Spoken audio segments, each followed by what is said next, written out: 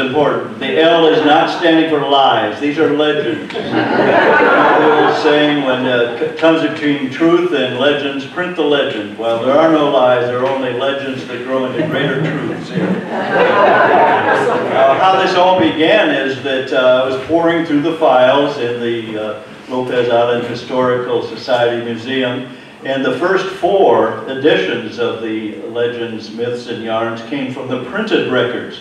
The letters people wrote to each other, their diaries, the newspaper accounts, and I would pour through those. And Mary Wandra would join me, and once Gretchen Wing joined me, and we would read those accounts. I would take the male voice roles, and Mary or Gretchen would take the female voice roles, and we usually acted those out in the Port Stanley Schoolhouse, and we had slides of the actual people or the events or the homes or whatever that were being depicted by the stories we were telling. So we acted out the stories, so to speak, from history, beginning around 1850, running into the 1930s or 40s. But last time we held the 5th edition here in the hall, and 3 of the people you're seeing up on the stand here were with us in the 5th edition, and that would be Larry Cochran was up here, Pamela, and Charlie. We're up here last time. You were here, Charlie, weren't you? I was here, but I was not here. You were up here with us. Okay. Well, we have a new lineup here. So, from my right, your left, we have Charlie Washburn. Hold your applause till the end. Jeff Nichols, Pamela Mariston, Valerie Yuckla, Larry Cochran, and Steve Hill. Now, good morning.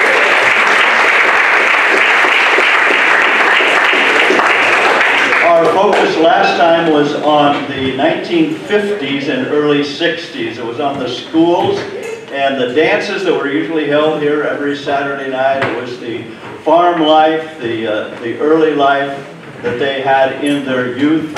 And now we make sort of a transition from the early 60s to the late 60s and the 1970s. There was a transition, of course, taking place across the nation, as well as on Lopez Island, very well, of course, documented in history.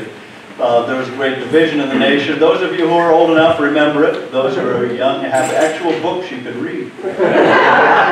And documentaries that describe years like 1968, which make this year look a little more peaceful and united by comparison to a year like 1968. I want to have kind of an icebreaker to start down the stage here. Just describe what it was like wherever you were, because we have 3 people who were born on Lopez and lived on Lopez, 3 people who came to Lopez in the year 1974. So describe where you were in the 60s, say during the time of the Kennedy assassination or the Vietnam War, draft situation, and what it was like where you were living and what the 60s came to mean to you in that particular era, and what helped make you kind of grow up between being a peaceful child's world and kind of the adult world of the 60s. So just introduce us to what it was like to be a youth where you were then. Charlie, let's start with you. Okay, late 60s? Yeah, mid to late 60s, yeah. Yeah, that was the time when I graduated in '63 from Lopez High School, and then went to on to college at Washington State. And yeah, I remember I was on a college campus when President Kennedy was assassinated. It was a shock. I still remember, we probably all remember the day, the time where we were, and so on. And a lot of course, unrest in the nation. And Man on the Moon, that was about 68. I think it was like July of 68 and so on. So, yeah, those are just general observations. As far as the island goes, in that time frame, it was just about the time that the volunteer fire department was formed. There were things that were recognized, excuse me, as what we really needed in the community. So, you know, my dad who was the superintendent principal of the schools up here for many years. But he told me stories of going to a house fire and they didn't have any equipment. So it was the whole bucket brigade, which you've seen, maybe some have seen it, but anyway, it was not very effective. And they would just basically get the furniture out of the house and stand there and watch it burn down. So the needs were identified. That was one of the first things, I believe, that I remember, and formulated, and I got on the volunteer fire department as did, we had about 25. What year would that be, you think? Well, it was, I don't know, Larry, do you remember? I don't remember that at that time. I was on them much later. It was right around 1970. It could have been 69, 70, you know, right in there. So we had, today we've got, I mean, it's light years beyond what it was then. Of course, as we've grown, we got paramedics, we got EMTs, we got a lot of personnel that did a very good job. Also, and I was going to talk about the clinic, but I can wait on it. Yeah, we'll talk about the clinic. That goes on in a second. Jeff? Well, for me, 1968 was a big year because I graduated from high school, and Gary already mentioned Vietnam War was, well, for me, I guess a lot of us very interested in it because it posed a great threat to me personally. And because of a desire not to participate in that, I was all of a sudden a very motivated student and went to Tacoma Community College and actually discovered that I was a pretty decent student after a long time of kind of stumbling through. And, you know, that time, I guess I felt like when people talk about the 60s, 68 is kind of late in the 60s, but at the same time it was a pretty explosive time and a time of great change and for me, in my experience, unprecedented involvement of young people in the events of the day.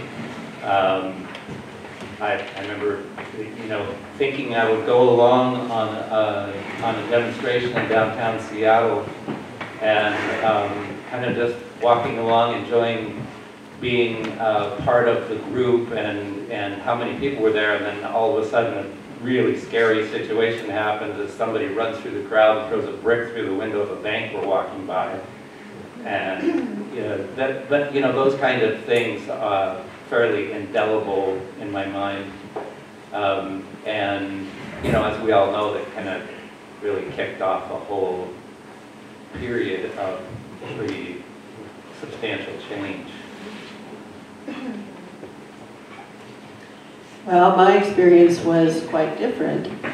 I was a young mother of three very small kids, and I was living north of San Francisco, where there was a lot of change happening and a lot of, you know, news from San Francisco being, you know, showing us that there was a lot of people on the streets, just like Jeff was saying, a lot of demonstrations, a lot of things really changing and kind of exciting and really frightening with the amount of people that would gather up. And, you know, there seemed to be a lot of colorful events that had an undercurrent of really a lot of people being angry and really trying to understand what to do.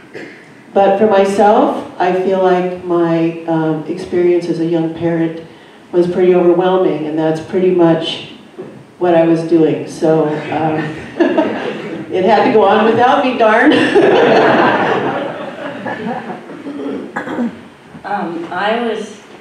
When President Kennedy died, I was in Miss Coleman's first grade class on Lopez Island.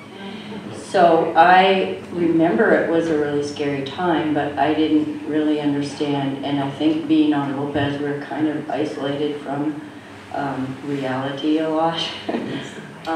Also, until I got older, and in the late 60s, some of the boys that were in the classes above us, or even the same class, went to Vietnam, and then that was a little bit more reality hit. But growing up here was a lot, I think, probably way different than living in the city somewhere. All those things are happening. It's still, today, things are a little out there. We feel a little bit safer here, I think, than other places.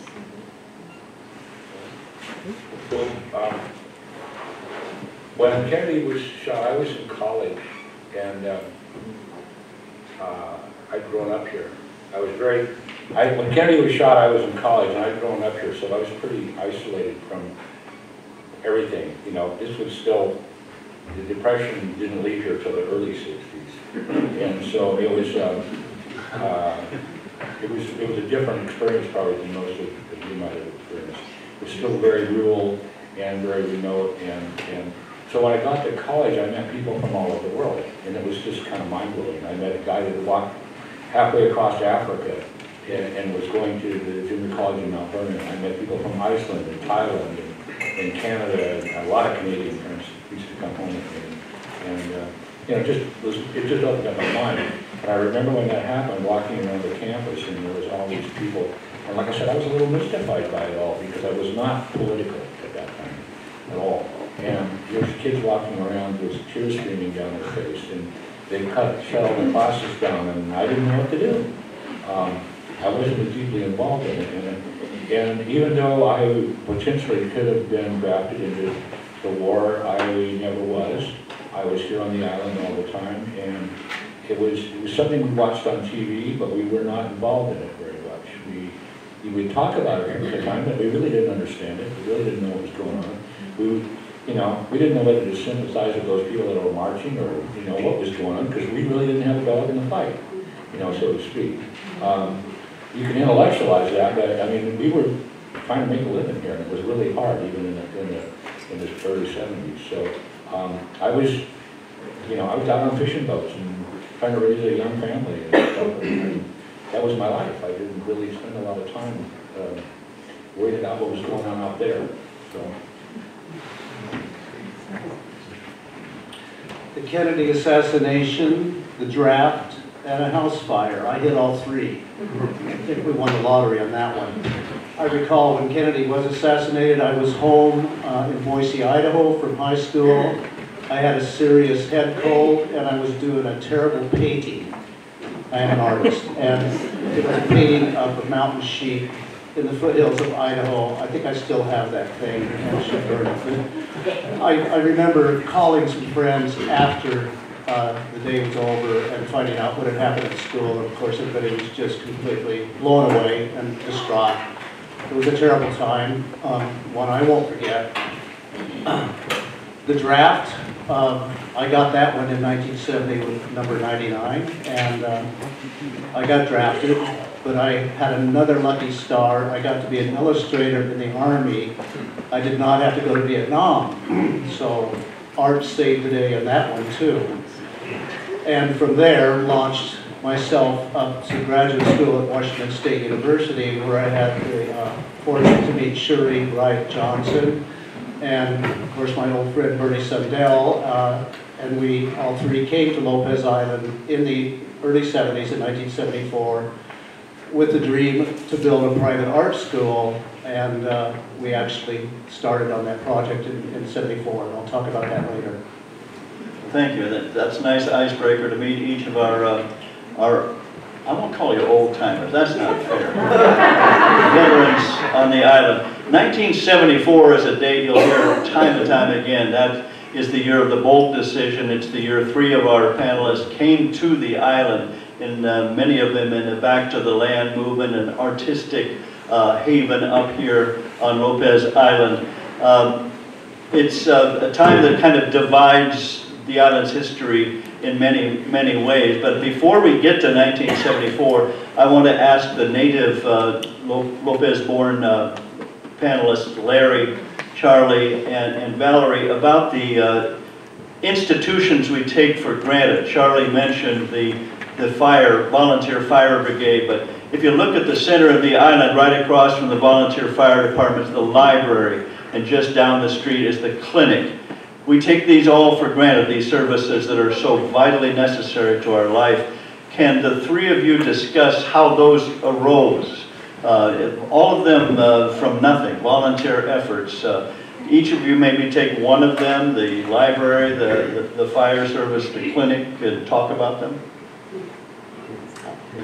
Start with more or less anyone you want. You already talked about fire a little bit. Yeah, well, of course there were a lot of stories that would be interesting about the fire department.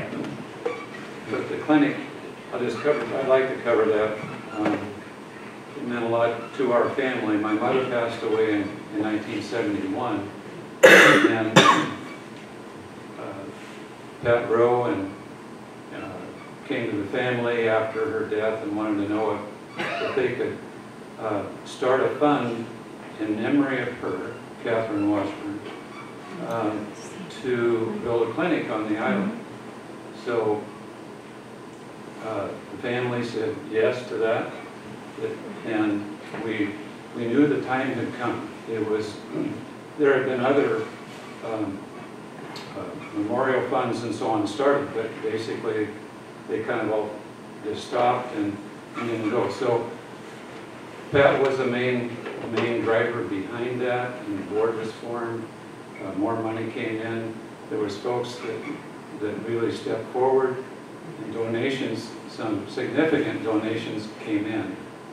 And so, and about, that was, see, it actually opened, the doors opened in 1974. And of course the story behind it, originally it was supposed to be a nurse practitioner. It was kind of like a two-room thing, a small deal. And we had Dr. George Dengler, which I know a lot of you remember him.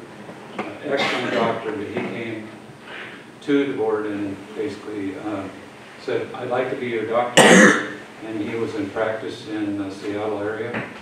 And so that changed things. We kind of modified the building. We were at the point where it didn't take too much to change. It was just the timing was good on that.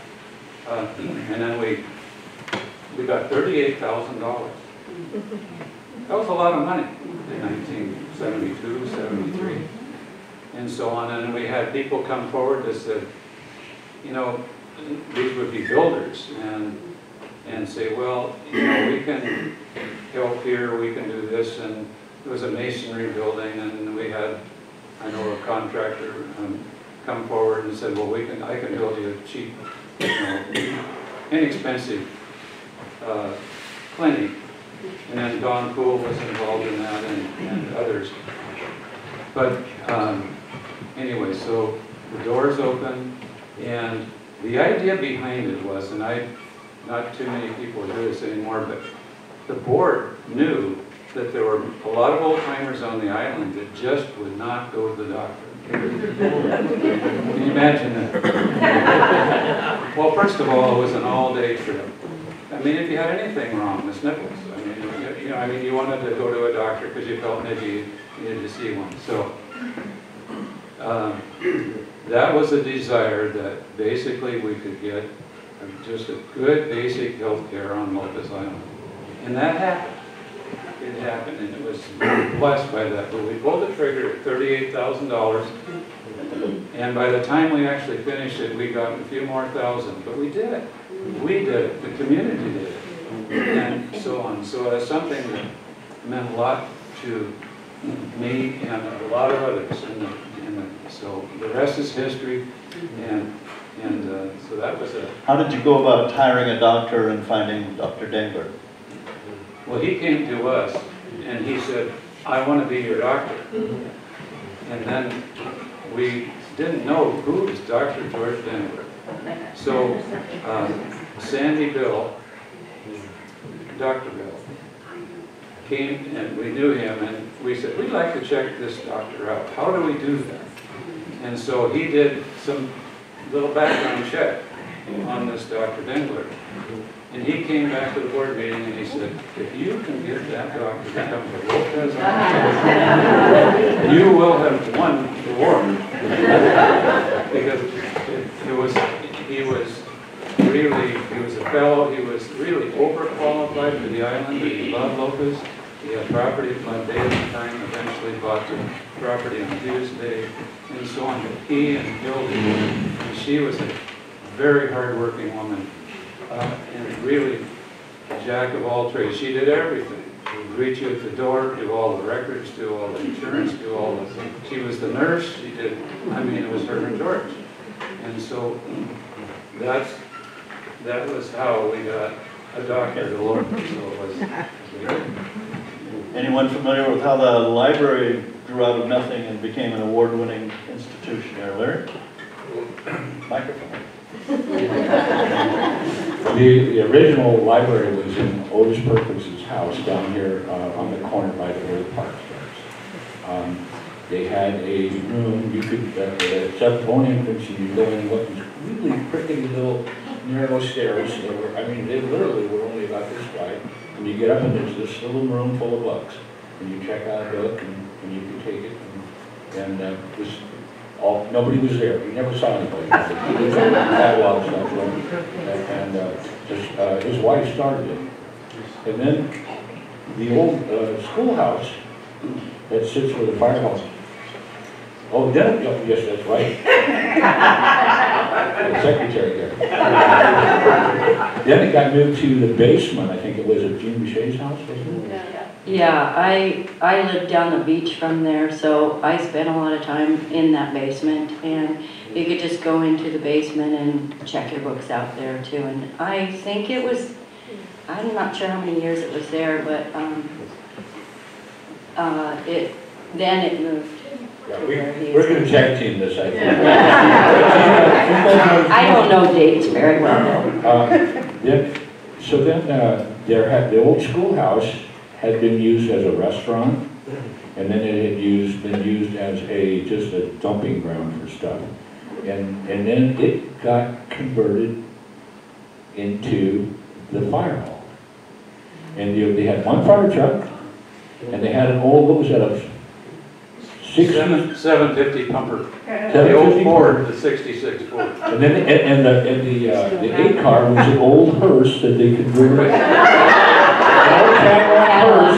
Old Cadillac hearse that they converted to people in. It only went 20 miles an hour. That's what we had.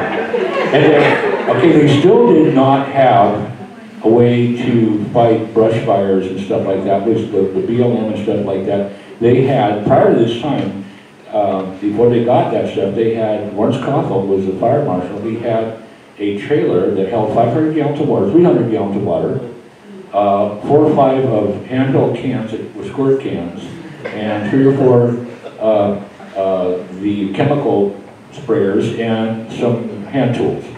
And that's what we fought fire with. And because that's all they had to do. So this was a big, sounds ridiculous, but this was a huge jump. And we actually we began to get qualified EMTs. And so the fire hall stayed there for quite some time. And then,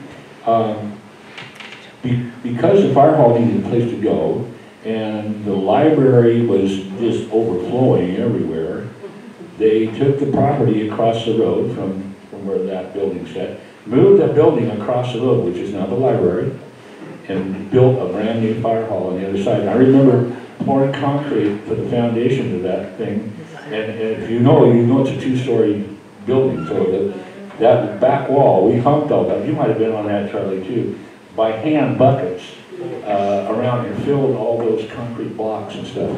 For the young guy, I would spend several days doing that kind of stuff. There was no pumper trucks. And if you weren't careful, a big rock out of Pickering gravel pit would come down, flying down the chute and get you. That was a change.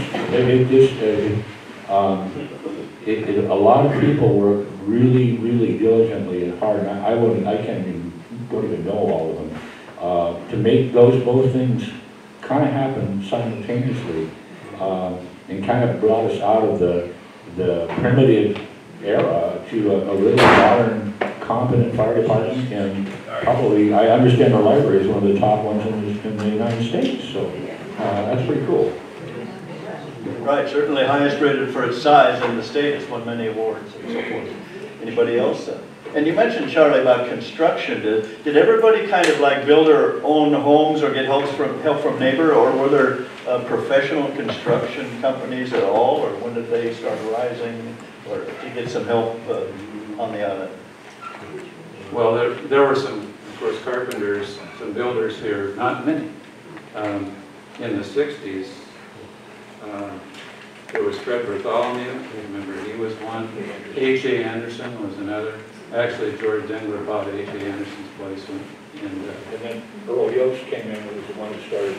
Earl Yost, he had a lumberyard by the lake, by Hummel Lake. For Jerry Gallery.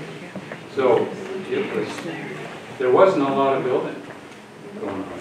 I mean, there were the old, it was in the 70s, I think, that we saw more influx of people wanting new homes and so on. And Most of that was done in the winter time.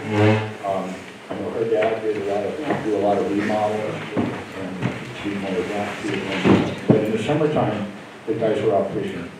I mean, I don't think there was maybe 20 men on the island that didn't fish, and they were probably too old to get out there. If you were 15 years old, you were out on a boat on reef fin gear or a gillnetter or seiner or something all through that time up until the boat was season.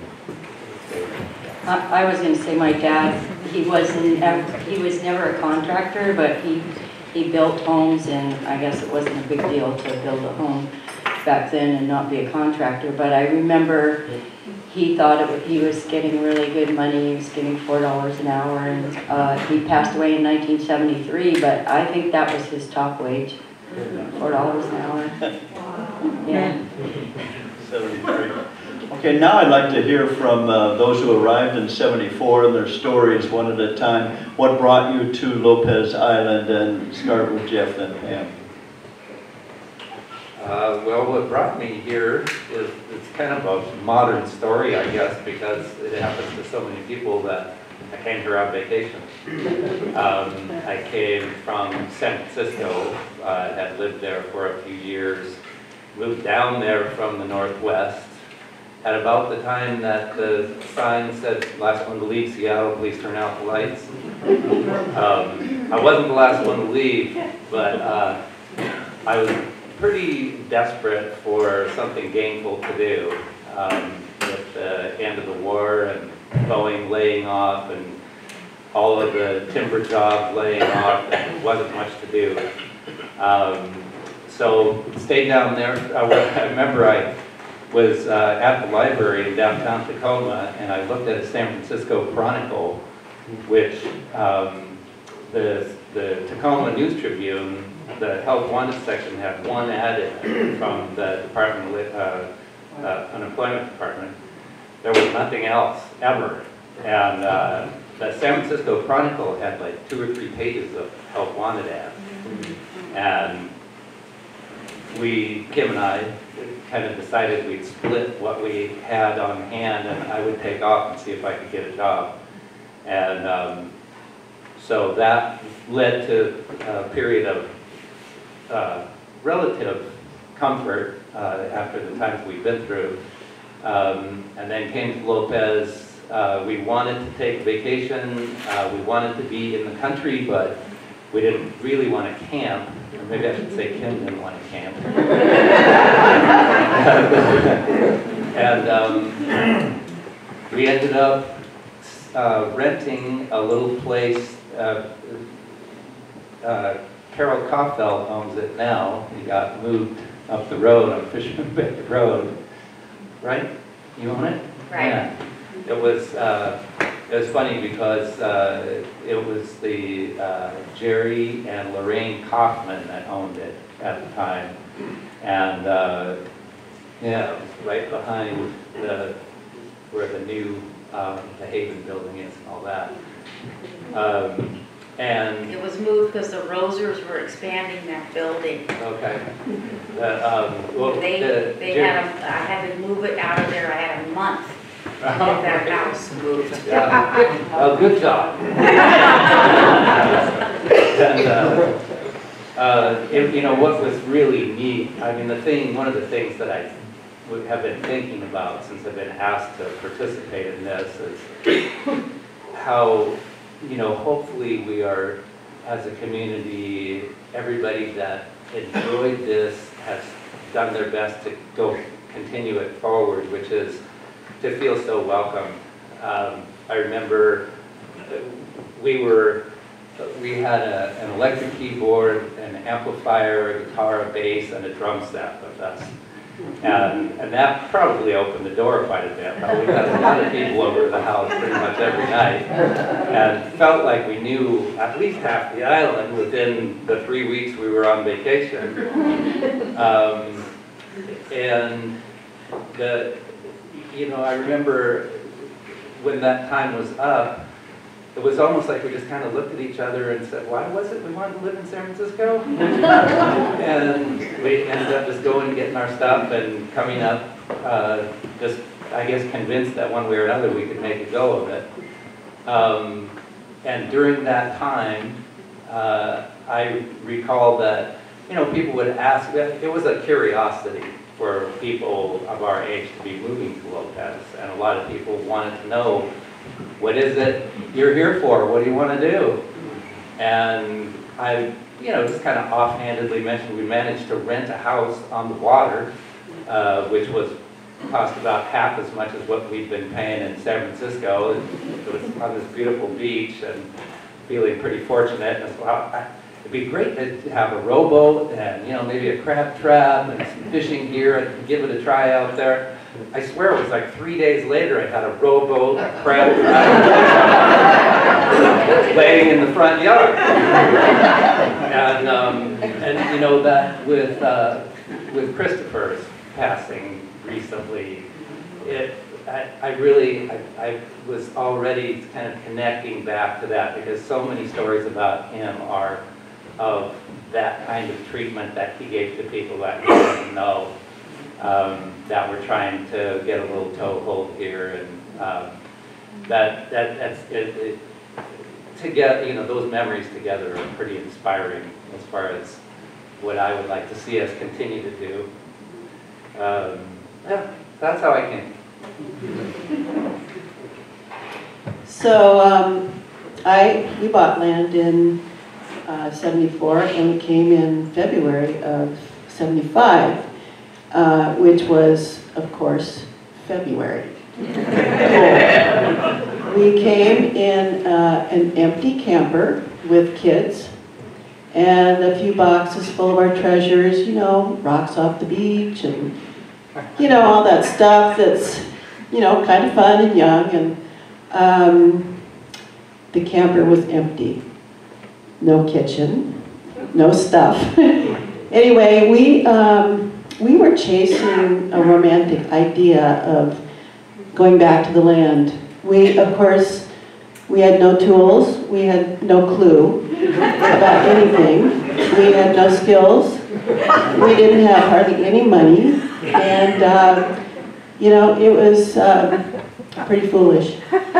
But so, you know, February went on, and it was cold and getting colder, and we were going to bag it. We were going to go south somewhere. And in the meantime, we had been trying to get a hold of this person that we'd never met, called Steve Young, and someone had told us, oh, you know, you might be able to rent his place. Never got a hold of him until the night before we left. We were going to go. And got a hold of him and said what we wanted to do. And anyway, he said, well, I don't know why you just didn't open a window and move in. So, I mean, you know, whoever thought of that, where we came from. And it was really expensive. It was $50 a month. And anyway, we were so grateful. And it changed everything. We, living near Greg and Edie was awesome. They had skills, they had tools. They had, you know, a few years' wisdom on us, and they were so incredible to us, really helping us to understand more about being here and really giving us a leg up.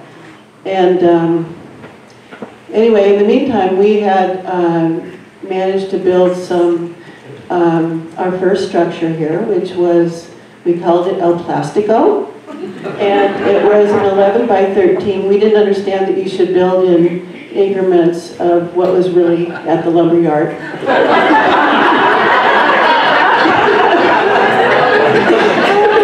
And we were pretty stellar because it was a little lean-to and it was made out of visqueen. And you have to understand, it's still February, March, April. And so in May, we all, the kids and us, moved into this El Plastico.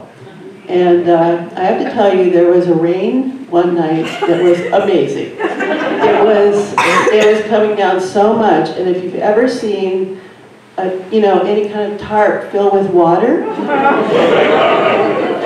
and it happened to be right over my kid's bed. Fortunately, I woke up in the middle of the night and pushed it up, but it was something they'll never forget. Another on the long list.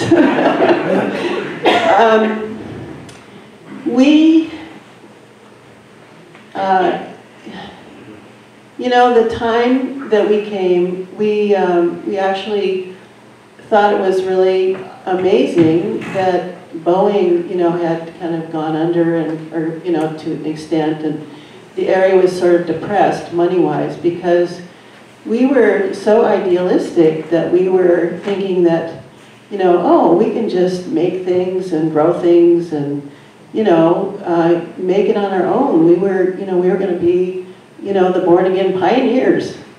And we did do that over a great long time. And we did, you know, basically cleared the land and built something. We built several variations of El Plastico before it came to a better, you know, structure that actually is decent. And we call them our next best chicken houses. And anyway, it was a time of experience and experiments, you know, with animals and growing things. And anyway, it was very rich, and I'll talk more about that later. Yeah, the pioneer spirit, that was descriptive of how we felt when we moved here. And we would be Shirley Wright and Bernie Sundell, who were a couple, old friends from art school in Boise and Pullman, and myself. Shirley had enough money to buy property to build a private art school. And we thought that was a great idea because back in the 70s, MFAs weren't getting the jobs that we all felt we should be getting. You know, Harvard and Dartmouth. They weren't hiring. They had their fill of MFAs. So Shirley said, why don't we just start our own private art school? I said, good idea. Where? And so we bandied about some of the cool locations, Taos and Santa Fe, and we went, nothing's ever going to happen there. And then, no, that's true. And then it was places in Colorado, which was to Hollywood and Robert Redford and everything. And then Shirley said, well, how about the San Juan Islands? I said, great, I've never been to Puerto Rico. That was the truth. And she said, you idiot. That sort of became my moniker here on the island. Whenever Shirley would start a sentence with me, it was, you idiot. We'll get into more of that later. But, so, well, we're in the San Juan Islands, so we came over here. I honestly had never heard of the San Juan Islands until we came here in 1973. Took one look at it. I met Doug Pesnecker, the very first person we met on the island, who unfortunately passed us a couple of weeks ago. And camped at Spencer Spit in Odland, and Shirley decided to look to buy property to build this enormous art school. And she did. She found property by Hummel Lake, which, guess what, was Earl Yost's property, the guy that started all the contractors in gear here on the island. Earl actually taught me how to frame, and Bernie how to frame, and how to do insulation, how to do drywall, how to do roofing, how to do everything one needed to know to build a building. Well, the building was no small task. It was about 8,500 square feet of usable space. I think it measured 110 feet by 50 feet on the ground. 3 stories, down to 2, and down to 1. Perfect for us, because we knew we could make studios, art spaces for us to work in, classroom spaces. Our business plan was pure and simple. It was simply to hire name artists in the summer to teach workshops, and we dovetail with them until we got a big name, paint ourselves a fame and fortune in the wintertime, and grow vegetables in the summer. And we'd be just fine with that. So that's how I got to the island. And indeed, it was an adventure, and I spent the first 8 months of my existence at Grayling, on Lopez at Grayling Gallery, working 7-day weeks, 10 to 12-hour days, doing all the things I just mentioned. The saving grace for me, at least, was that I needed to have a job with a real paycheck because room and board and food wasn't going to cut it. I had student loans to pay back, etc. So I applied for the only job at Lopez Island. It was part-time janitor at Lopez High School, and I got accepted. So about 3 weeks into the job, I'm sweeping, I believe it might have been my wife Judy, I hadn't met Judy yet, it was her classroom, and the superintendent walked in and said, I'm reading your job application. My God, you've got a teaching certificate from Idaho, experience in high school and junior high, and you taught at Washington State University. Do you think you could do an art program at the school? I said, is the Pope Catholic? And I said, would there be a paycheck with that? He said, well, a little better than the janitor's job. I said, well, yeah, let's go, let's try it. So they hired me for 2.5 hours a day, every other day for the rest of that semester, and I became full-time art teacher the next semester. So I went from the very bottom of the pay scale to the very top because I had an MFA. It paid off. And the other teachers, of course, were a little chagrined by all that because they had to get there the hard way, you know. And I got very, very lucky. But in fact, that is how I met my wife, and I will get into that one a little later. Just to round out the stories, my oldest uncle, Kenny, and his wife Gladys moved to Shaw Island at the same time, 73 and 74. My parents, Lauren and Winnie Alexander, began to visit the islands to visit them. And they shopped around the islands, and Orcas and San Juan were too rich for their blood. Shaw was too much of a hermit kingdom. And so they decided on the Friendly Island, bought property here in 1980. We visited them every year in the 80s and 90s. So we became familiar with Lopez at that time and moved up full-time 15 years ago. So that's my story. I'm a newcomer, in other words. I know from looking out in the audience, a lot of you are Lopez residents from 30 and 40 years ago as well. So if you have stories to share or questions for the panelists, I can share the mic with you. You have to do it on the mic so we can record it. You can come up and Karen will hand you the mic and so forth. Anytime you want, just raise your hand. But right now I have a question for our restaurateur, but also for the Lopez-born residents. Before we had the galley and everything else we know in town now, were there any places to dine out in restaurants before 1970? Very, very few. In the wintertime, there was nothing. The only thing that was open up until about Christmas was Petzler's, which is where the Islander is now. And by that Christmas time, they had a little hotel thing, rent some rooms. They weren't really open until May. There was a restaurant at the ferry landing, but it was not open in the wintertime. There was... That was an upright house. The fire hall library building. Yeah, there was a place there called Coders, but that closed by 1960 or so, before that. So there was no place to go. What about Angie and her pies? Well, that was down at upright at the fair landing, but in the wintertime it wasn't open. There was nowhere to go. I remember them being open.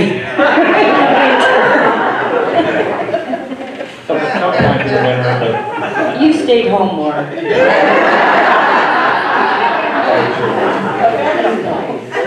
Okay, Jeff, how did you say the Betty's name? place was not even, that was not a restaurant. What were the names of the places that you ran over the years?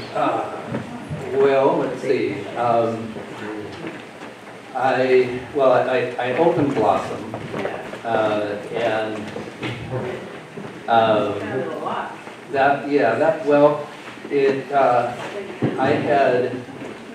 I had worked for Bill Carpenter at the old store,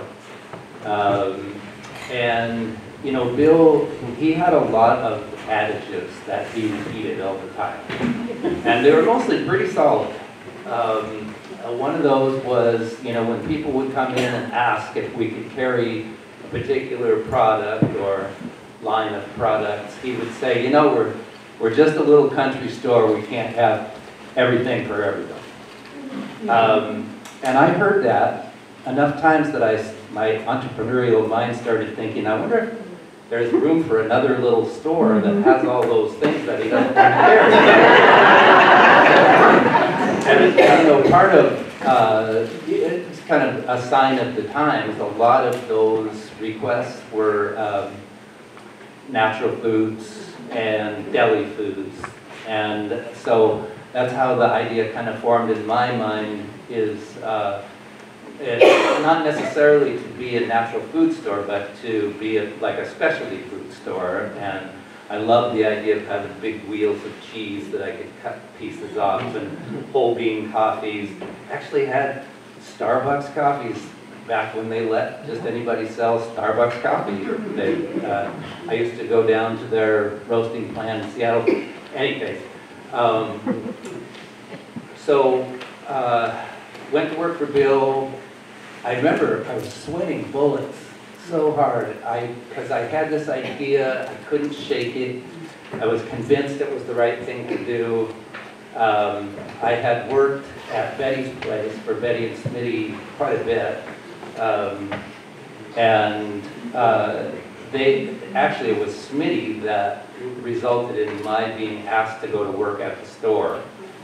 So when I made an appointment with Bill to meet with him and somehow choked out the words that I wanted to start my own business, and it was going to be a food business, and that I wanted to know how he felt about that. And, you know, because I really sincerely in my heart felt like if he was going to be opposed to it, I wasn't going to do it. And I think he probably had a hard time not laughing at me. And I don't feel threatened by it, Jeff. You know, it's, but are you sure it's a good idea? You know, this is a pretty small place and it's pretty quiet in the wintertime. You know, all those kind of good advice sort of things. And I remember Smitty, when he got a hold of that information, he literally cried. He was so sure that it was the wrong thing for me. We'd become pretty good friends.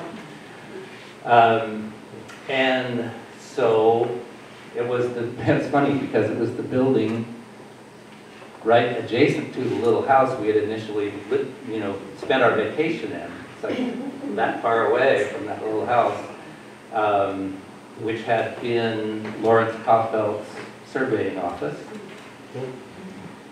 And I'm looking for it wasn't Lawrence. Amos. I'm sorry. It was Amos Koffelt. Yeah. So there was this little part of the building that had been the storeroom for the old grocery store, which had been in part of the building with the false front on it. Still pretty much looks the same in that part. That part of the building had been hastily added on. When you closed the door, the walls shook. It didn't have a lot of good structural integrity. But I set about fixing that up and trying to turn it into a little store. And I obtained this old refrigerator that the thing is still alive. It was old enough that the cabinet was wood. It looked like a big ice box. And Louis Washburn helped me get it going. That was, you know, an early great memory was just working side by side with Louis and getting to know him. And he also had several adages he could repeat. But when it came to fixing the refrigerator, what he repeatedly said was, I really don't know anything about refrigeration, but I am a chemist and a physicist. So I can figure it out. And together we did figure it out. And boy, that thing was heavy, man. And that was kind of the centerpiece of my little store. Oh gosh, here I am thinking about another aspect I just gotta say, which is that Kim would come down to the store and survey my progress, and of course this project with the refrigerator took I don't know how long, probably weeks. And she was starting to get pretty far out in her midsection and says, you know, Jeff, if you take very much longer, we're going to have to stop and have a baby here pretty soon. And that's what happened. The day that I opened Blossom Natural Foods, I was open about 2 hours. The phone rang, Kim said, we got to go have a baby. That was Andy, who all these years later was the electrician on the new Blossom, which I thought was pretty neat. Boy, is that a different store than the one we're talking about. So my entry into restaurants came as I was trying to sort of broaden my base. You know, my projection was if we could bring in $100 a day, we could make it. Because my rent, I think, was like $125 a month, and my power bill was $35, and I didn't have any employees, and you kind of see that. Yeah. Yeah, oh yeah. That's the restaurant, my entry into the restaurant. I started to think, well, you know, if I had just a little bit more room, I could have a lunch counter in here. And I talked Tom Cowan's dad, Doug Cowan, out of a little bit of space that he had in the real estate office. And he had this nice big space with a desk in the middle of it and really not much else. And I started to covet that space. So he was gracious enough to let me move the wall over, and I gained about, I don't know, probably 8 feet or something like that across the room. And I put a counter in so that when I was serving you at the counter when you were buying your dried apricots, I could turn around and serve you a burrito on this side. And it was five seats in there, and it was, you know, I don't know if it was, but I felt like it was Lopez Island's first fast food. First and only fast food. Señor Burrito. Yeah, and basically I had like 5 things on the menu, things I could actually execute from that little tiny space, and mostly using things that I was already buying to sell in the store. The Rub-A-Dub Pub went out of business, and I moved the whole shebang into there, divided it across, and that's, you know, I had named that little lunch counter the New Bay Cafe initially. And then when we moved into the other space, then it became more evident because I put a sign up that said New Bay Cafe, and you entered the food store from the back. It was kind of funky arrangement, but we made it work for a while. Great stories. Now I remember from the 80s, and my son's here, and he was much younger, going to Holly B's, and there were coffee shops, and there was Richardson's Ice Cream on the south end, so they weren't exactly restaurants, but they were places to stop. Does anybody remember when they arose and when they began? Any of those names? Well, Holly B's was in Richardson's store to begin with, and I'm not sure when that was, but in the 70s. I'm thinking 74. But, Happened in 74? yeah, also before that, there was a place called the Snack Shack that Edna Leidy ran, and it was across from the Islander, an old house. The old house has been moved now, but it was also, we called it the Teen Center, and we had a black light room, and we had a pinball room, and we had a pool table, and that was really pretty fun for us when we were kids. And she also had the First Bay Cafe, Right. which was the same place he's talking about. That's why he called it that. Yeah, named it after a popular thing. They figured it's right after that. Yeah, and she was an amazing cook, and she worked at the Galley for a while. She worked at the Islander probably in the 60s when her husband, I think it was about 63 or something, her husband died, and she got a job at the Islander and was the head cook at the Islander. So she was a big part of the restaurants businesses on the island. What was the other one you mentioned? You said Hollybees, and when that started. Oh, Richardson was. Somebody asked about the Betty's Place.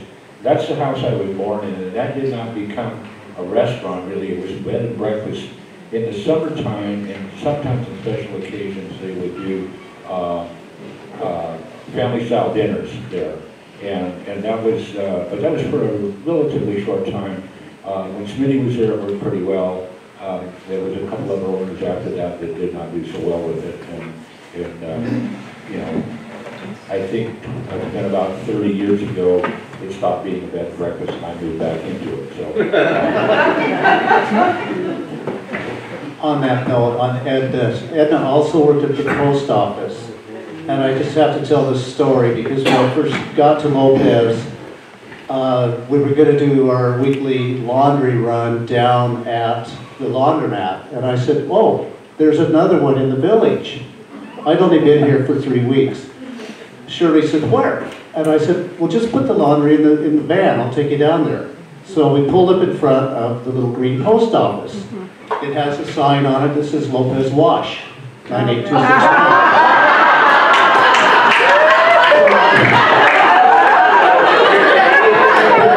So we're back to my idiocy. I jumped out of the van and I grabbed the clothes off the steps. She was doubled over, cracked out.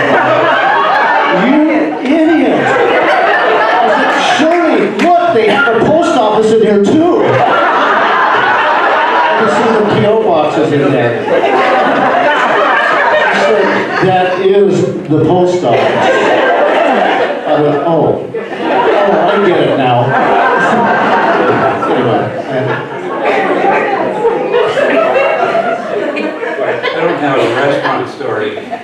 Well, sort of. But in the 70s, Lopez Village, that was the formative years of Lopez Village.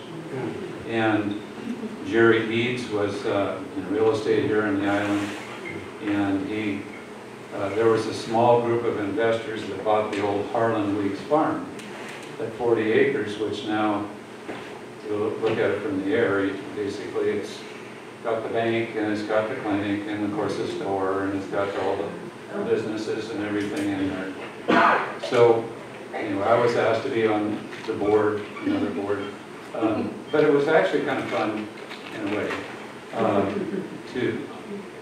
and there was a lot of businesses, and not a lot, but the businesses started looking at that area as well. If there's going to be a village or a community develop on the island, this looks like, you know, the obvious place. And if you go way back in time, you know, that's where, in that area, and where Jeff was talking about, where a lot of things happened.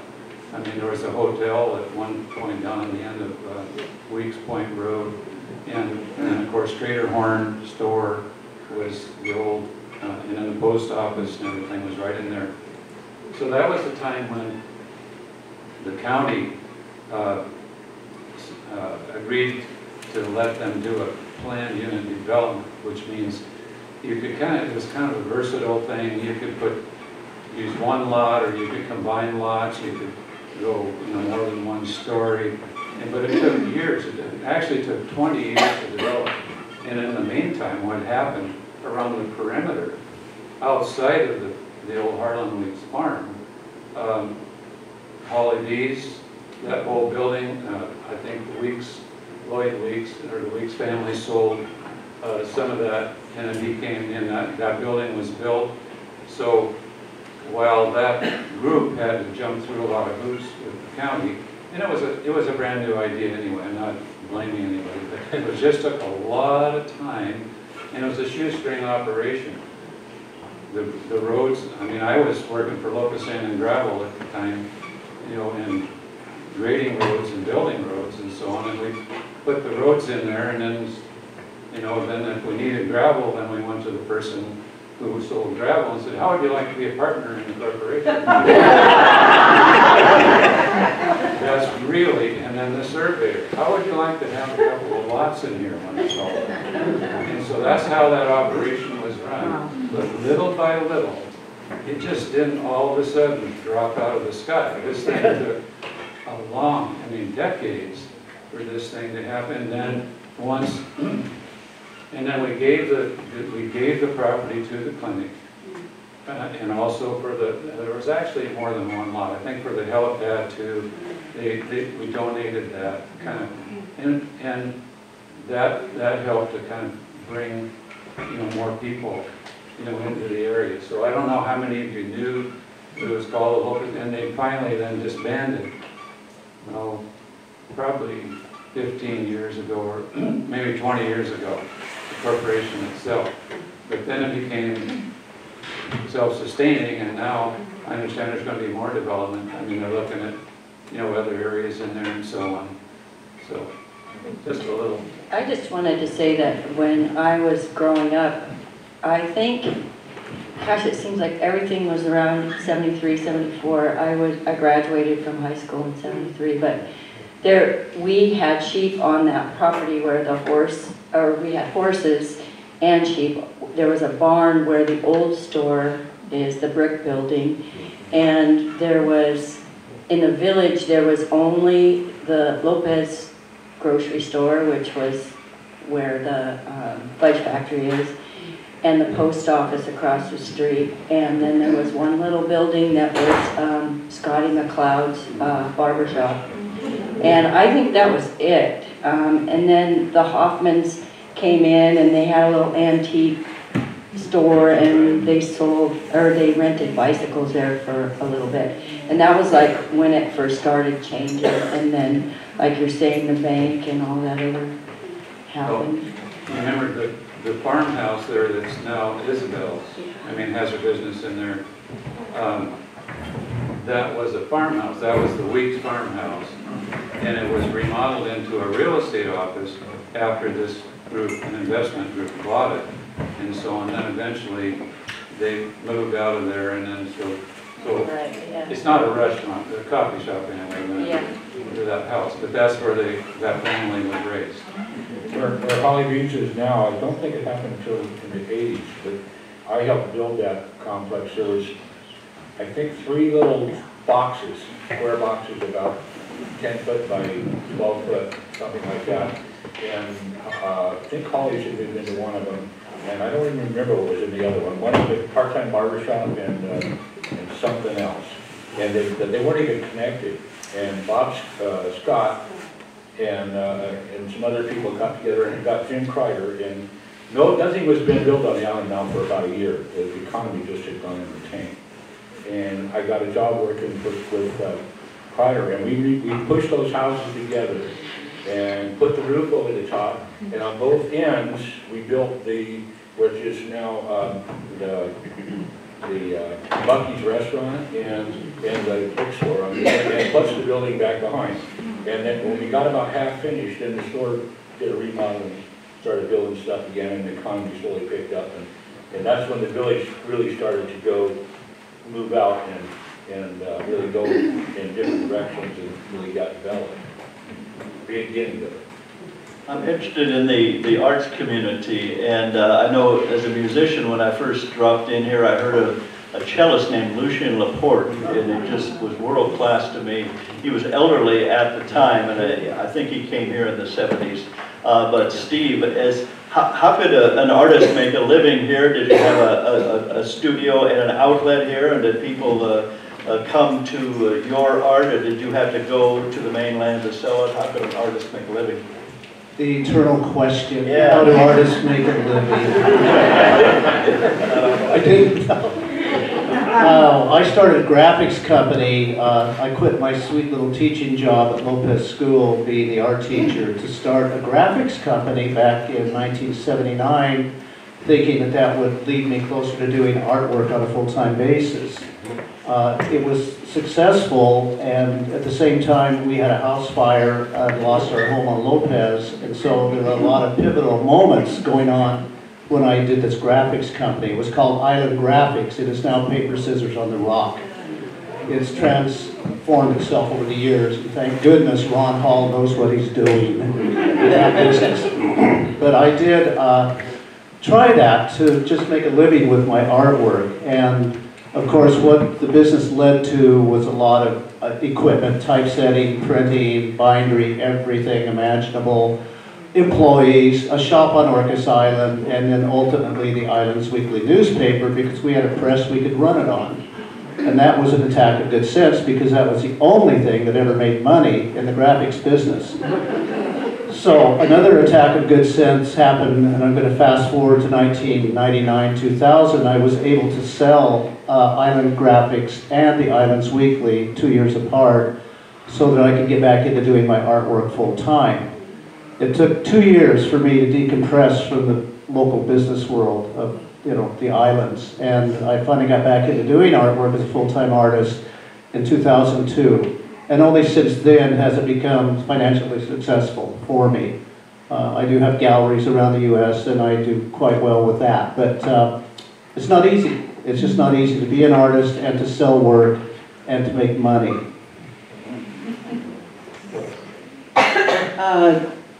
We also were, I came here with Stephen Robleski, and we were really sure we could make a living doing pottery. And we had no studio. We were trying to do it in our various incarnations of dwellings. And, but we did have the good fortune of meeting Shirley Wright. And we ended up renting a studio from her, a pottery studio, which was really, it was a great thing. And it was also a possibility of selling our art through the gallery there. And it was also a great opportunity to be among real artists who really had trained. And anyway, it was, didn't take too long before we realized that we were going to actually have to go and, work for somebody in the fields or, various things that occurred after that. But it did help us to nurture that art and the possibility that art could become part of the culture here, because really there wasn't anything. Right. And I remember we would say we were artists, and people would look at us like, you are nuts. How lame is that? You don't know how to farm, and you don't know how to build, and, it's not practical. So, it was very interesting times for us. And I will say that I'm really delighted that so much art now flourishes on Lopez, and it's really become a wonderful community that can really, support in some ways, but it nurtures the artistic spirit, which is, I think most artists need, beauty and quiet and stimulating conversation. So. Very well said. When I came to the island with Shirley and Bernie at Great Inn Gallery, there were 3 other artists on the island. One was Rick Weegre, who preceded us, and Margaret Tompkins, who had risen to some fame in the Seattle area as an abstract painter, and a guy named Bill Brooks, who was an incredible watercolor landscape painter, one of the best I'd ever seen. Bill kind of visited the gallery a few times, and we were into more abstract work in those days, and he kept looking at what we were doing. He says, I want to do that. And we're going, no. You got it. We once asked, what do you make a year? He says, I make about $1,000 a month selling paintings. This is 1974. And that's, like $5,000 a month now selling paintings, okay? So we said, well, Bill, you should just leave it alone and keep doing your watercolors. You're a brilliant painter. I mean, Andy Wyatt had better watch out for you. And so he moved out to Seattle and became an abstract painter. I haven't heard a thing about him or from him since. But I mean, that was it. There were 3 artists besides the 3 of us. And it was such an anomaly that the 2 local newspapers then, the Island Sounder and the Journal, sent reporters over here to interview Shirley several times. This was like a really big deal to have a private art school on a remote island with artists all degreed and ready to set the world afire with their game plan. So it was from that to now, I don't know, we've got 75 or 100 full-time artists at least on this island. I just wanted to address, Greg and Edie was probably one of the they were very early in the move to come down. And they were probably the most well prepared. Greg had a business before, they had some knowledge. I really have to hand it to these people that came, Pamela and Jeff and Steve. They didn't know anything about this place. It wasn't like it is now. It was hard to live here.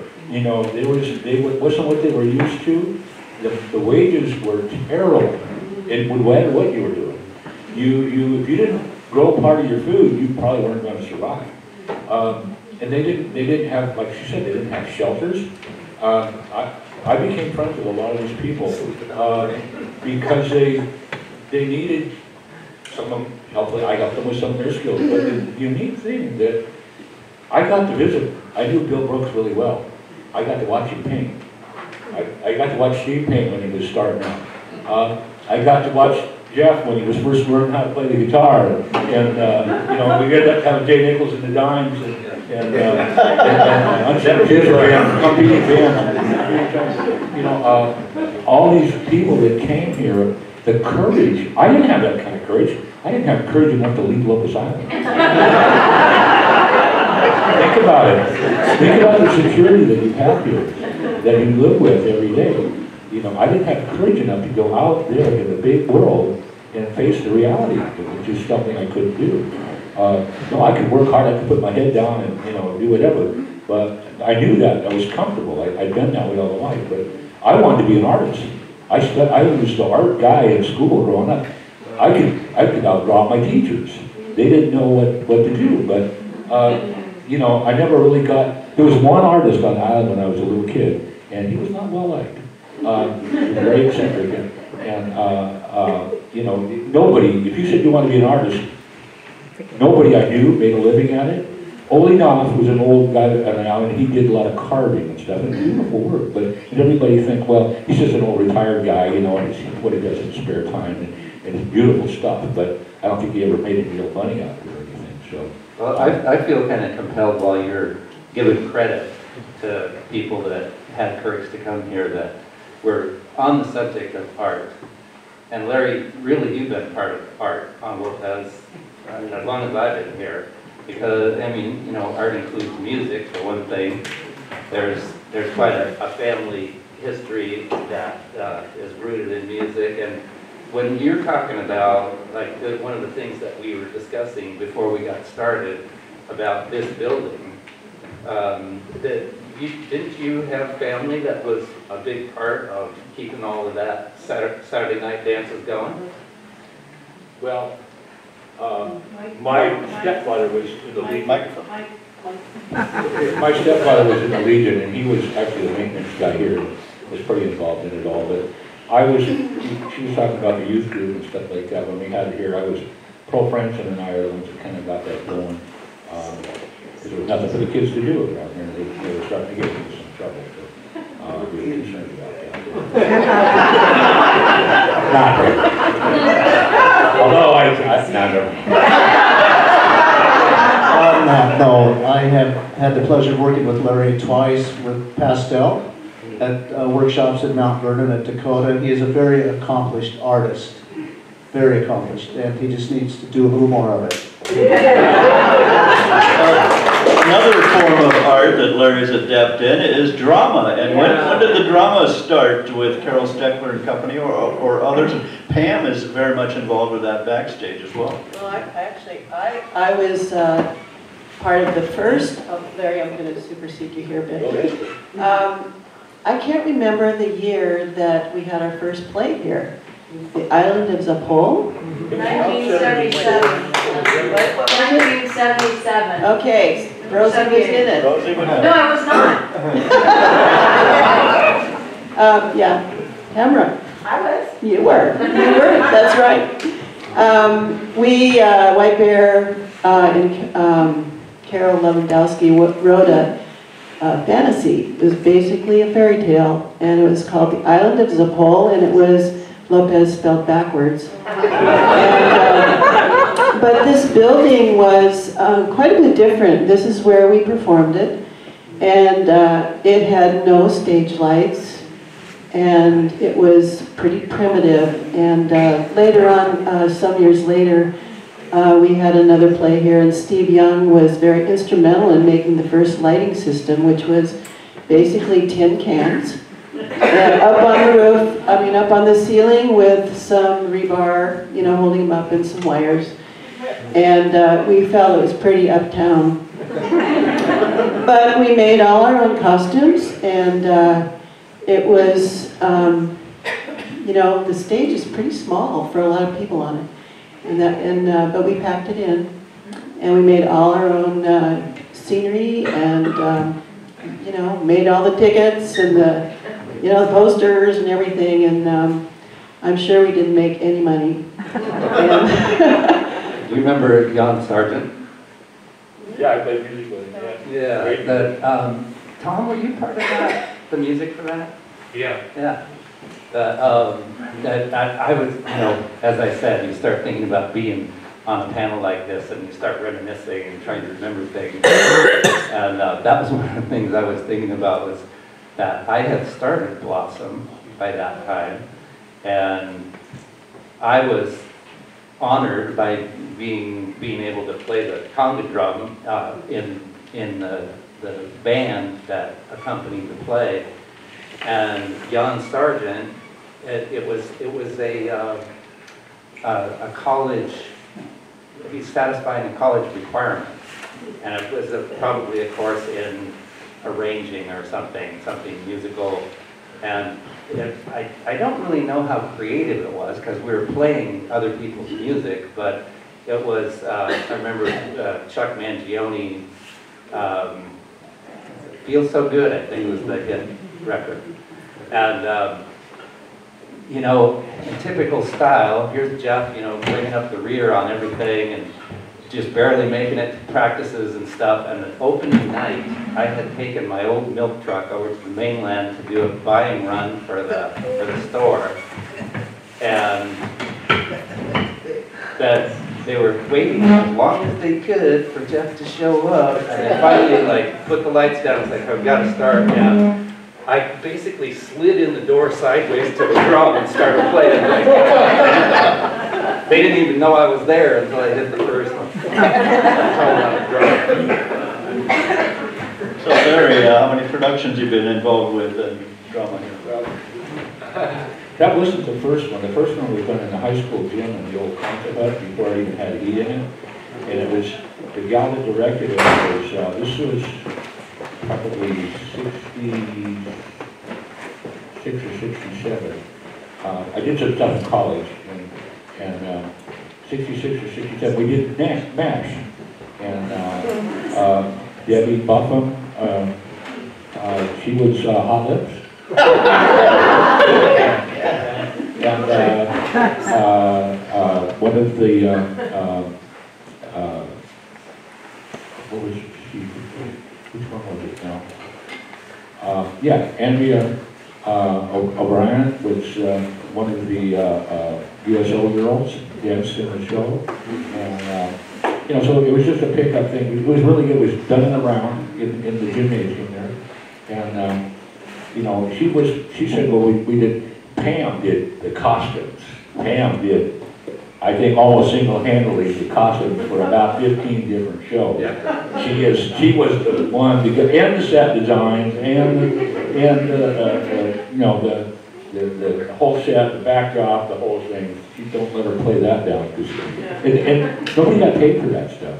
Hours and hours and hours and hours of work, just so we could put on a play for 2 or 3 nights and raise a little money and have a little creative outlet. It was just incredibly fulfilling for us as actors and people involved in that theater community. It's been one of the big things in my life because you get to meet.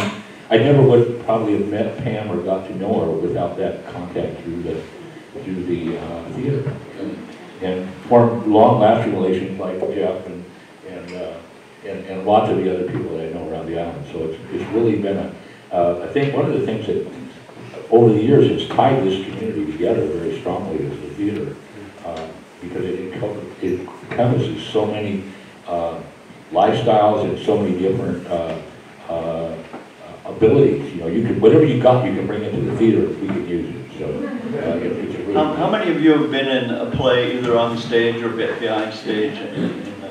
I know, looking out, I know you have, because about 50 of us were in Fiddler on the Roof. Yeah. Great. And we're not going to take a break, but we'll go till about 9. If you need to take a bathroom break, you know, it's right around the corner there. And if you have any questions, you can shout them out, and I'll repeat them into the mic here, or you can come up and use the mic. And I'm wondering, in 1974, did we have a lot of people that came to Lopez Island with this Back to the Land movement, or illusions that they couldn't bring to fruition, and they left? I mean, what percentage of you who came and stayed would be compared to those who came and just couldn't make it work and left for whatever reason or another? Do you have any estimate on that? I would speak to that just for a moment in a slightly different way. Just that, to my way of seeing, the people like Pamela and Stephen and Edie and Greg, the people that really came here and dug in, basically they stayed. They did it. They did. I didn't see people deciding that wasn't for them and leaving. What I saw was kind of about probably the time you were talking about, Charlie, where the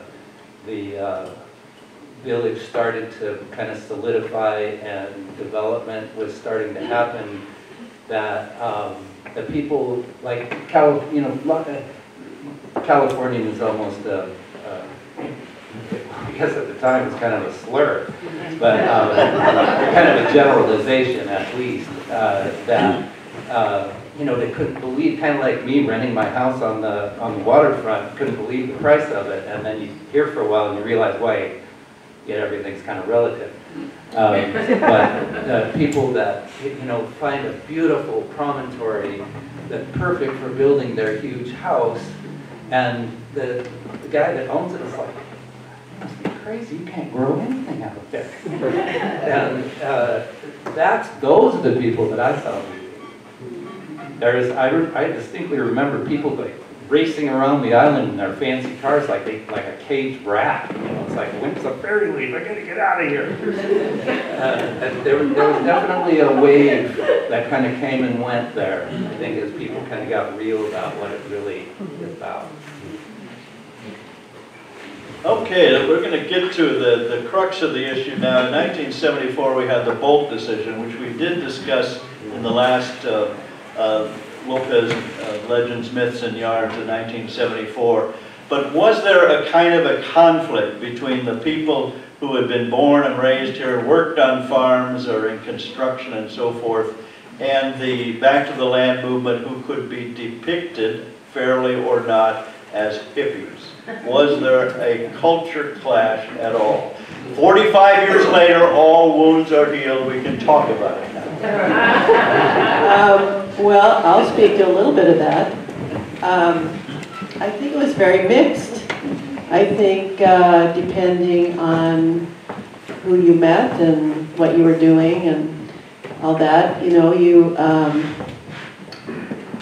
people would respond to that. But I think that on the whole, I think they were very intrigued what do you do? What about these parties I hear about?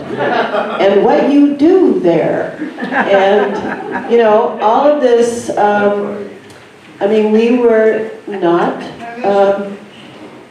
you know, we had a lot of nude swimming parties. We had a lot of gatherings where, you know, people were growing pot. You know, it was not very good pot then. We did a lot of things that were really, you know, kind of a, you know, offshoot of flower power. And, you know, the demonstrations, we were political, we were interested in a lot of the things that were change, big change. And so I think that was confusing and maybe a bit daunting and put-offing. But I think generally people, as they got to know us, really responded to our really honest curiosity and really, you know, really appreciation for the things that they knew they could teach us. And so I think that it really, it did turn out all right. Yeah, it seems like people put down your merits. Yeah. Well, you know, I remember I was kind of the running in both camps kind of guy. I was at some of those new. I never was much for smoking pot, but it wasn't. Those were not really the things that were the openness of the culture was something that was unfamiliar here. People here were very, very conservative, very, very slow talking, very slow acting, very slow to respond to things. These people that came in here were dynamic, and they didn't really know what to do with them. But they were also really hard working. I mean, they were, the bold decision impacted a lot of them too, because they came here and got jobs working on fishing boats and building boats and doing all these kind of things that related to an industry that was already here. And all of a sudden it was just ripped right out from under us. You may not look at it that way. And I'm not talking about the fairness of what happened prior to that. I'm just talking about what happened culturally here. There were 100 sailors out there fishing with whales, and the whales weren't getting hurt. There were 300 or 400 gillnet boats, and these guys are out there 5 nights a week, 5 days a week, in the early 60s fishing, making 3/4 to 90% of their living income for the year out there doing that.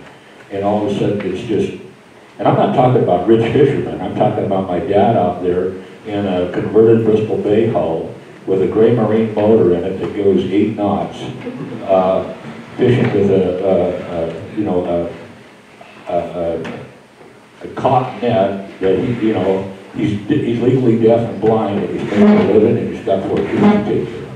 You know, that's what happened when the bold decision just literally ripped it right out from under people. He had nowhere to go. He didn't teach school and fish in the wintertime or in the summertime. He didn't do something else. That he had nowhere to go. And there were a lot of people like that. So it was really dramatic and really affected the economy of the island. Because, you know, a 50, 60-year-old guy doesn't go out and learn a new trade. He just kind of hopes he can scratch something out. You know, Those are kids. That age group is kids. Yeah, yeah. You know, and they, I think that the people that came here, they had to figure out a whole, you know, because what was in place to make a living at didn't exist anymore after 74. So they had to go and find, there was a little bit of logging, and they built their own homes and made timber and stuff like that, but they still had to buy some stuff. They still had to have a vehicle to get around the island. They still had to pay their medical bills and send their kids to school. So it was, I'm sure that, I mean, it was difficult for me to make a living, and I know it had to be difficult for everybody else. There just wasn't a lot going on. Thank goodness we had music and stuff like that to keep us going. Probably would have all gone crazy. I just wanted to mention too, that was the time we formed our first food co-op. It was quite small. It was like a buying club. We didn't, we would hope somebody had a running truck to get off island and pick up the stuff on the mainland, and we would bring it back and divide it up. You know, we would have to tell beforehand, like how much we were gonna, what percentage we would take of a bag of flour, or, you know, something like that. But you know, that was one of the ways that we could get the kind of food that, like Jeff said, you know, the market didn't carry everything, and we were interested in, you know, whole grains and, you know, all that stuff that's, you know, was kind of new news, except when you were really growing your own stuff. So anyway. Yeah, the whole fabric of the island then is still in place, I feel. I know when we had our house fire in 1979, the house burned to the ground. It was an electrical fire. I got our two boys out of the house. They were 3 and 2 years old. Under my arms, I was barefoot, ran to the next door neighbors, screaming fire. I called Carol Weeks at the fire department. They were there in 7 or 8 minutes, but the house was a total loss. The community rallied around us like a warm blanket, literally. Angie Poole came and threw a warm blanket on me because I was freezing. It was February 2nd. Judy had already gone to school to begin her teaching, and this, of course, was when I had started my graphics company, and so I was with the boys, luckily, on my feet when the fire took. So what the community did in those days, and I think they would still do that now, in fact I know they would, was we were offered 3 places to live by 2 o'clock that afternoon. Move in, bring your kids, we'll get clothing, we'll get food, don't worry about a thing. So we moved in with Doug Cardle, a fellow teacher at the school, and lived at their house for 5 months while we rebuilt our little guest house into livable quarters. Shirley at Grayling Gallery had a collection point for things like clothing, dishes, furniture, all the things one needs when their house goes bye-bye. And she called me about 3 weeks into that and said, Steve, we need to turn this supply line off. I have an entire bay at the gallery filled with enough furniture for 3 or 4 houses. My only regret is I had to turn down a leather couch from Margaret Tompkins, the artist. In rebuilding the house, people donated everything. Tom Cowan came with Lopez Electric and put in an electrical service box on the house. I mean, free gratis. Everybody that I knew came and helped when we rebuilt the small house back in the living quarters. And so it's just something that, you know, I carry in my heart. I think about it all the time, and I see these people, or maybe they're gone now, but it just feels good. This community has a fabric that's interwoven that precedes all of us, and I think will carry on into the future, at least I hope.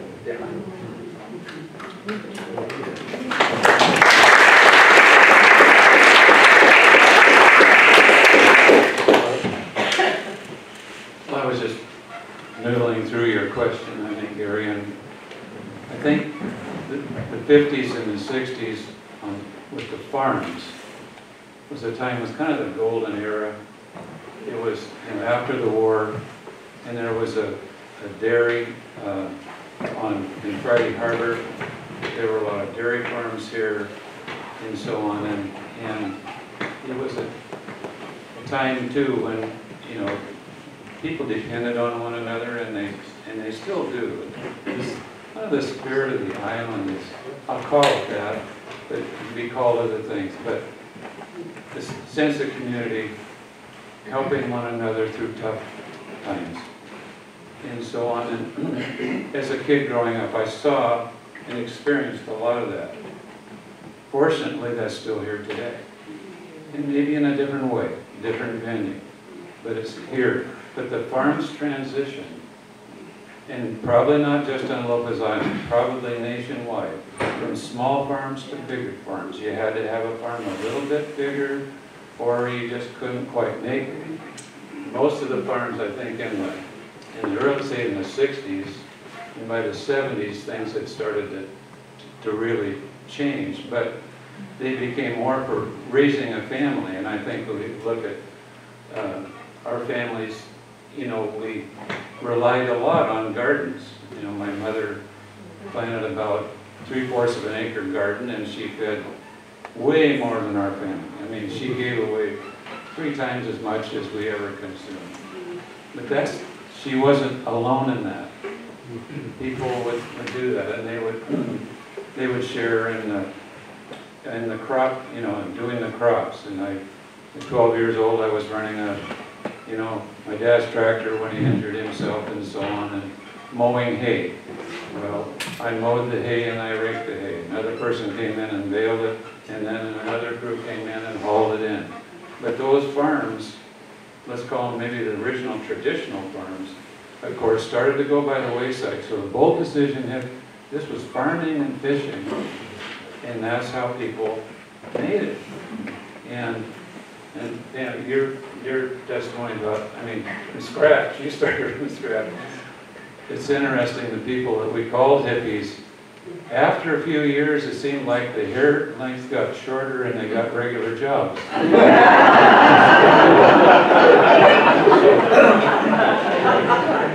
It's amazing how that happens. Yes, reality sets in. So I think that we were caught in that whole era where you had to be bigger, you know, to survive. But on Lopez Island, we've always been 40 years behind the rest of the nation anyway, right? So it didn't matter. We had, you know, and you could say, well, if everything else fails, I've got rabbits I can go shoot. I've got all of the vegetables and fruit from the orchard and the garden. What more do I need? And that's the kind of environment that I grew up in, Larry, and those of us here. And my mother used to tell my dad, and he moved here from California. He was a chemistry professor at Cal Poly. He moved here to be a dairy farmer in 1942. And she used to tell my dad, I was born in 45. She said, when I was about 10 years old, and I was doing everything on the farm, driving tractor, driving truck, everything. He said, you are going to stunt that boy's growth. So it didn't work out. Charlie, on that note, I am so pleased to see the community farms that have popped up in the last 15 years. I mean, I used to drive by the Ellis Ranch when I was at Grayling Gallery when I first came here, and it was basically abandoned. There's this huge 300-acre farmstead out there. But a trip through the Bounty Cookbook and just looking at who's doing what with farming and fishing and seafood operations, and whether they're successful or not is immaterial. They are successful in a way that we can't measure monetarily so much, but lifestyle and art and keeping food on a table and making it all work. I don't know what I'm trying to say here, but it's neat to see all of this going on right now, and I didn't think that was going to ever happen during the Bolt era, and when the farms, when all the old guard, as we call them, started to go by the wayside. So it's a revival, and I mean, just look around you. I was privileged to be part of a group, a gallery was here too. I think that was this spring, wasn't it? The farm. Yeah, the egg summit here on Lopez. And the number of people who came, I was overwhelmed. I mean, look, there was, what, well over 100? Yeah, maybe 150 young, some not so young, people who were just started farming or wanted to start farming or were interested in farming and were looking for ways to get started and how to market things and stuff like that. It's kind of exciting, you know, to be. It's kind of retro back, but it's a different kind of scale and a different approach to it. Greenhouses and farmers markets have made a big difference, of course, in it. But also, people are more willing to pay for really good food and good products, you know, so that's kind of revolutionizing. I think the way the island is moving in direction right now. You know, you don't see so many huge, big homes being built. that most of the homes are, they might still be elaborate, but they're not as big. They don't take up as much space, they don't use as much energy. There's still, people are really conscious of the fact that we need to keep some of this land out here preserved for farm and recreation and sustainable, wood products and all that goes along with that. So I think it's an exciting time to be. It would be really cool if I was still back, 25 or 35 now. Be part of that effort that's growing up there now. I think it's going to be really exciting. On that note that Larry's talking about, it seems like there's like he was saying, there's a lot of young farmers and or want to be young farmers, and I'm just hoping that Lopez will find places for them, that people will perhaps partner up with some of these young people to give them a chance to farm. Because as we know, land prices are out of sight, and it's not usual for a lot of young people to come here with that and be able to make it. So again, I'm just hoping that there's some creative way that people that perhaps have more space could invite, encourage, somehow help support these young people staying here. And I think it's our future that we're needing to happen too, because any community can't make it without new blood. Yeah, Steve, I was really impressed with the story you told after the fire. It replicated many stories we've got on our files that I told during the first 4 of our Lopez Legends, Myths, and Yarns, how the community came together just like that in the history of our island.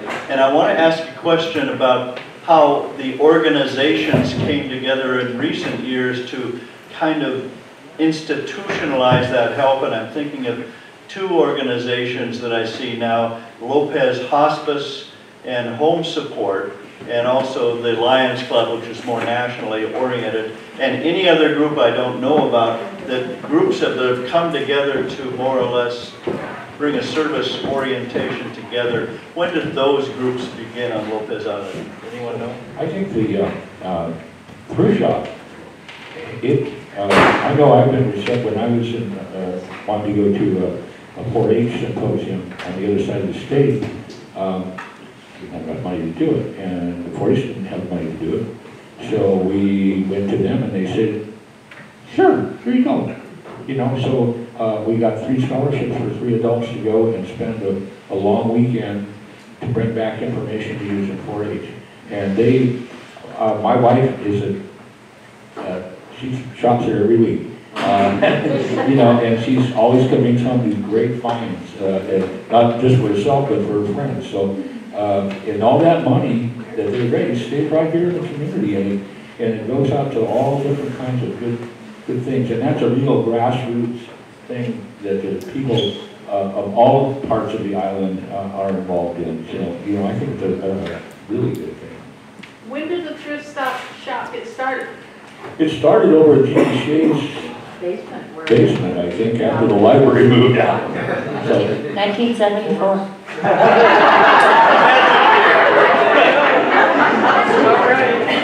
74, as they No, say. I think that's a little late.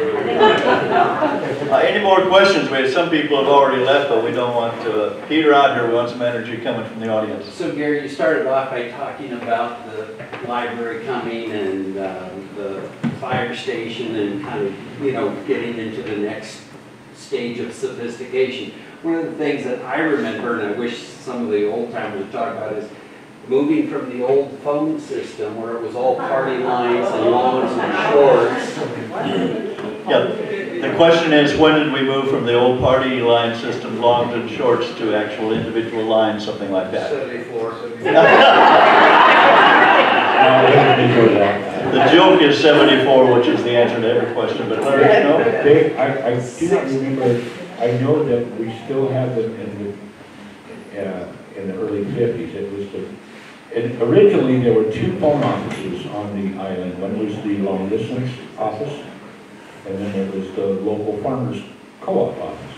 And one of the buildings is down next to the Crane Farm. Right now it sits right there on the corner behind the, kind of back behind the cream farm. And the other building is on the way out to the golf course. And originally it sat somewhere on the corner where the feed store is, right in there, on that hillside. It was moved out there in 1944, and my mother moved into it as a young girl. That was the house they lived in when they first came to the island. But it was, you know, in a lot of ways it was a really great system. It was about 10 people on a party line. And you had a ring, and like I remember ours, it was 2 longs and a short. And the long ring was like ding, ding, ding, ding.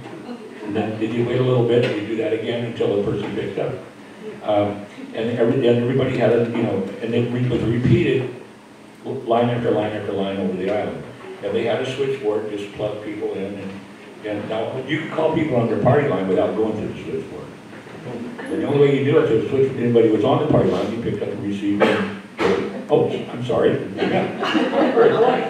My grandmother, like the kids, so she'd hear the phone go off and she'd go and pick up the phone and she'd get the latest gossip. Like she had this great big Siamese cat that would just yowl whenever she got on the phone. Get off the phone. But in fires, they would just plug everything in, one big long crash, and everybody on the island knew it. Most of the time, the guys were out in the field somewhere or out on a boat or something, but you could really get the word out very quickly. And you had to, because, like I said, the best we had at that time was like a 300-gallon tank on a trailer for a while. I think the phones, I remember it, and when we moved from the cousin's farm down here, I don't think we had it down in the village, but you might remember. I think it was still here in '63 because that's about what I'm thinking. My grandmother, I'd always say the phone's ringing. She'd go, "Oh, that's not us," and I was like, "What do you mean that's still the phone's ringing?" I could never figure it out. You're right.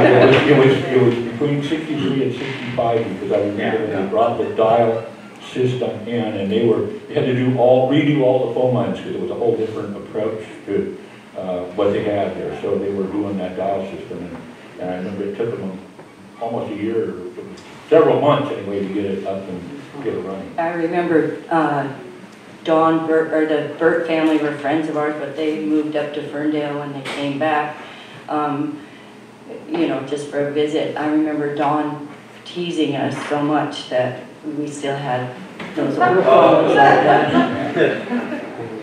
And what's the story behind Hooterville? Was that yelling out the phone's for you to somebody way off 10 acres away? I think that was actually a play on, you know, the Dust Bowl, the Hooterville.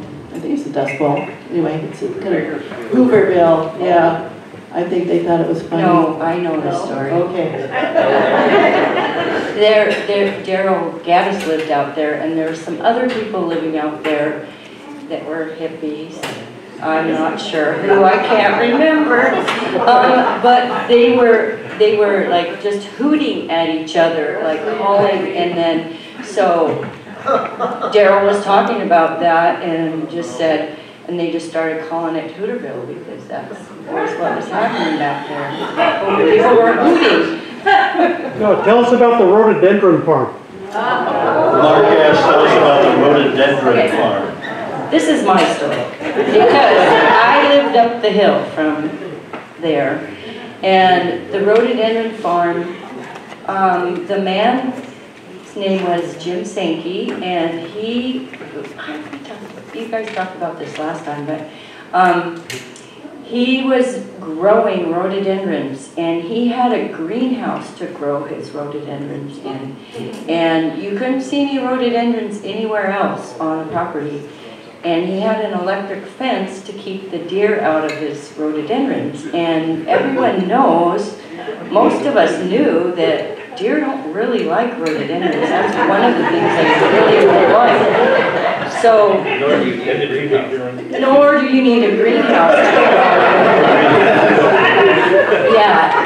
And one day we got some of his mail, and I went down there, and to give him the mail, and he just kind of was like got kind of excited and was like, have you seen anybody coming around my property? Have you been, you know, and asking me these questions, and I'm like, no, and I just came to give you the mail. And then another time we saw from the house, or from the greenhouse, a truck come across the field in the middle of the day, wasn't raining, and there was a tarp over the back of the pickup, and it backed up to the basement, and lights had been on in the basement every day, all day long, every night. And so we kind of had it figured out. And then one day, or one night, we woke up and there was like caution signs, and this one woman came up to our house wondering what was going on, and I'm going, well, I don't know, but we think they're growing pot down there, you know, and we're like giving all the things. Well, she was a little bit part of that too. Anyway, the reason that they got caught was some kids had knew about. I mean, everybody kind of figured out what was going on, and so some kids took their. They were going by in a car, and they took their oh, what do you call it? Put in the bottom of your car, your floor mats. They took their floor mats, put over the electric fence, and went in there, and hauled a whole bunch of it home. They had garbage bags full of it. And one of the kids' dad was the cop, was one of the deputies, or an ex-deputy. I'm not sure if he was still the deputy or ex-deputy, but anyway, his dad found it, and so that's when they called the cops and they busted him.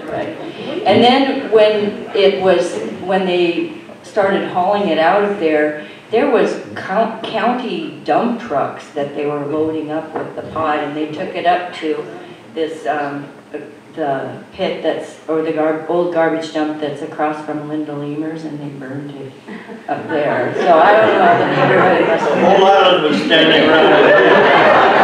Do you remember the aspect, Valerie, that Jim Sankey actually spoke to the garden club?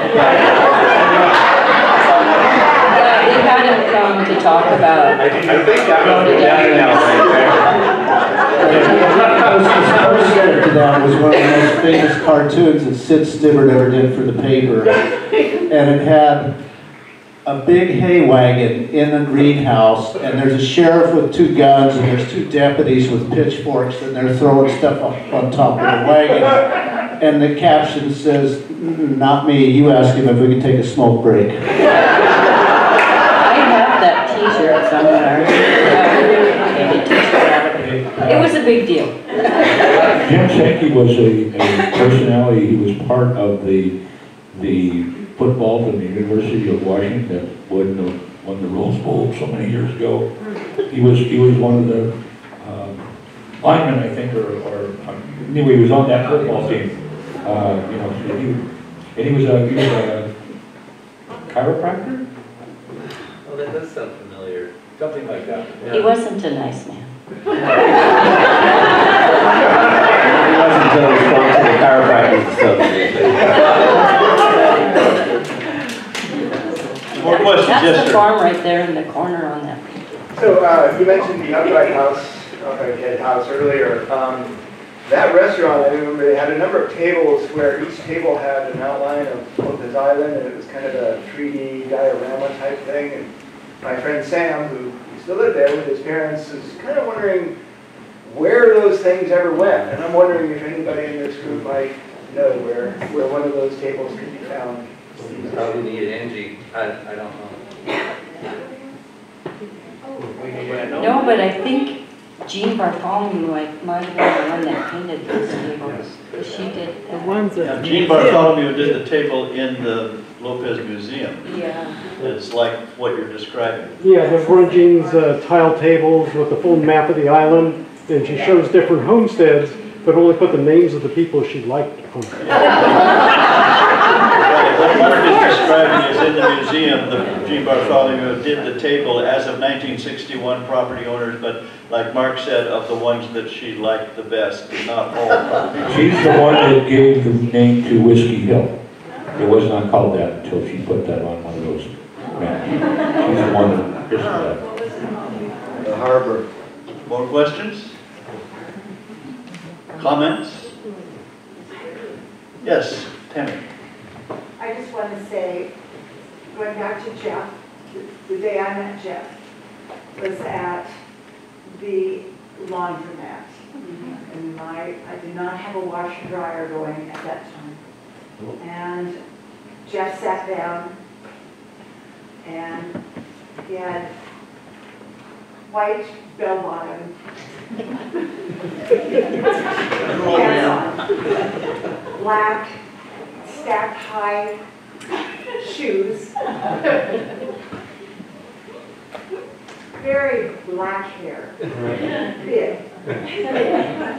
We introduced ourselves, and he said he was from San Francisco. And I said to myself, this guy will never last.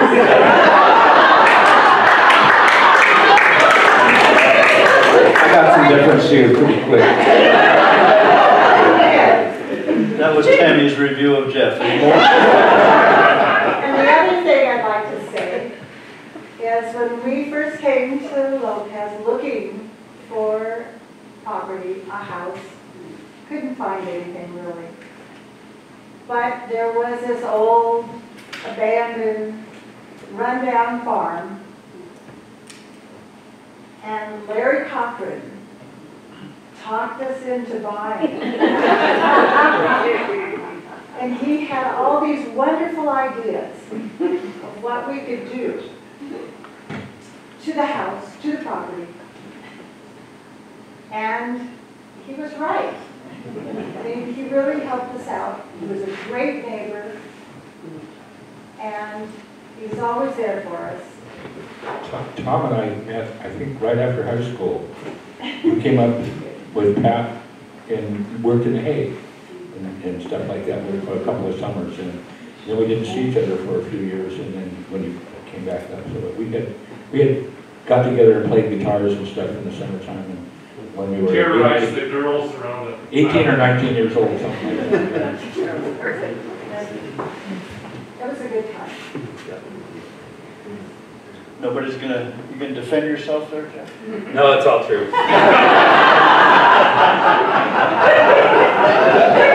Okay, we're right at 9 o'clock. Anybody want to get a last question in? It's been wonderful. No. I just would like to put a plug in for Tammy and her mother-in-law and the business you opened up in the village. And in that building where Jeff started, in that building has gone through so many reiterations. And you two opened up that quilt shop and gave quilting on the island, big jolt. I have no question. I just want to say this was wonderful. It's so great to hear all this.